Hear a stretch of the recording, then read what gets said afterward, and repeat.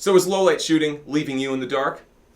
If so, this is the video for you. We're going to be going through a couple cool things for low light shooting, such as how to prepare yourself for a low light shoot and how to shoot the best footage in the dark, how to deal with a bunch of crappy low light, dark, grainy footage in case you've accidentally already shot it, and then also at the end talk about some cool day for night tips. That's not necessarily about shooting dark footage, but it's how to make it look dark.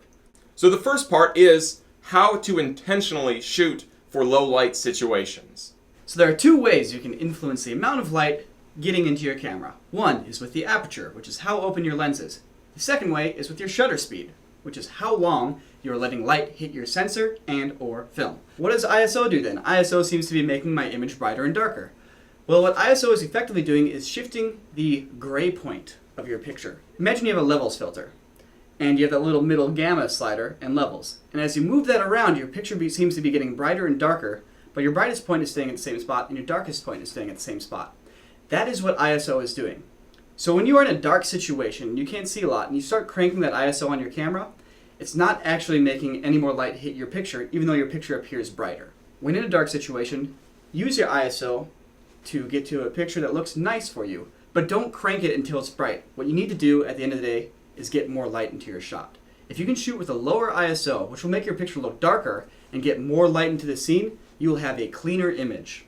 So what this all actually means is that when you want to have a dark scene, you don't want to turn all your lights off. What you want to do is lower your ISO so you're still getting a clean image with no noise, and then raise your lights to compensate for that. What that does is it eliminates the noise, and it eliminates all the fuzz and grain and compression errors you get with dark footage. Plus, now you can see everything and you have full control of your shot. That's right, you're getting light into your sensor, but you're using ISO to make it look dark. Speaking of which, this shot right now, we're actually shooting on a super low ISO. This is what it looks like at a normal exposure. Whoa, we're reasonably lit. Wow! See, the thing is that the actual shot doesn't look that nice, but because we've lowered the ISO, we're increasing the shadows, we're increasing the darker areas, and essentially we're getting a darker looking shot without compromising the actual quality of the footage. That's right. So, more light means less noise, and more room in post to work with your image. So here are some tips for you guys when you're shooting in a low light situation. First off, you're generally going to have a dark foreground object against a dark background. And for that, use an edge light to separate your objects. Another great thing you can do is put a light somewhat near the camera. This reflects off the person's eyes and helps the audience find the emotional center of the frame, or as we call it, the eyes. That's called an eye light. another cool thing you can do to get the most out of your light is to use a lower f-stop lens. We're using a 1.4 f-stop lens, and what that is doing is it allows an extra stop of light into the shot. But you have to watch out, because f-stops this low give you really shallow depth of field, so pulling focus becomes really difficult. Also, another thing you can do to cut down on noise and grain in low light situations is use a higher resolution camera.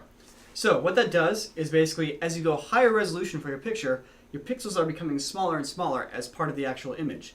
And since noise tends to be on a pixel size basis, when your pixels are really tiny, that makes your grain very fine and very tiny, which looks a lot more pleasing than big blotchy spots of noise.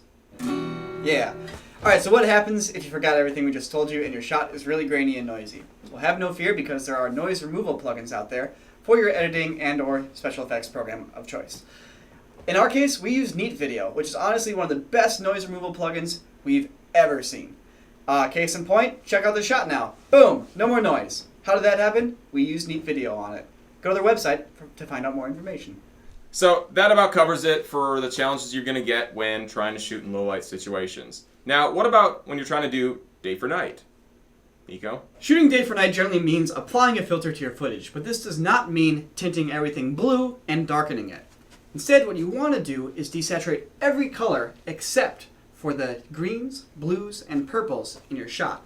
This actually is a more accurate representation of what light coming from the moon and the stars looks like. Another thing you can do if it's not overcast and you have direct sunlight is use a silk, which will diffuse the sunlight and make it soft and ambient on the characters.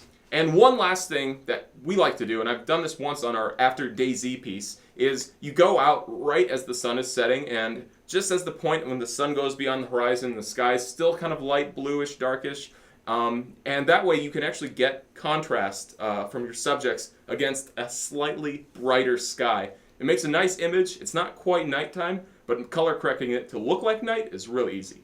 Alright, so that about wraps things up, guys. If you have any questions on things we didn't cover or want to see us cover different things in the future, go ahead and leave a comment below. And honestly, check out Neat Video. It's made by this one guy who's in, like, Romania, I think. Don't pirate it. It's not expensive. We've been using it for years at this point. I can't even remember how long it's been out, but it's a lifesaver, and we use it pretty much on every single project we do. Yeah, pretty much this entire video is just check out Neat Video. It'll solve your problems. I promise this wasn't sponsored by Neat Video. It really wasn't. I mean, it's 7 years of using it probably at this point. Yeah. It's crazy. Anyways, guys, looking forward to hearing what you think of the video. See you on the internet in the future.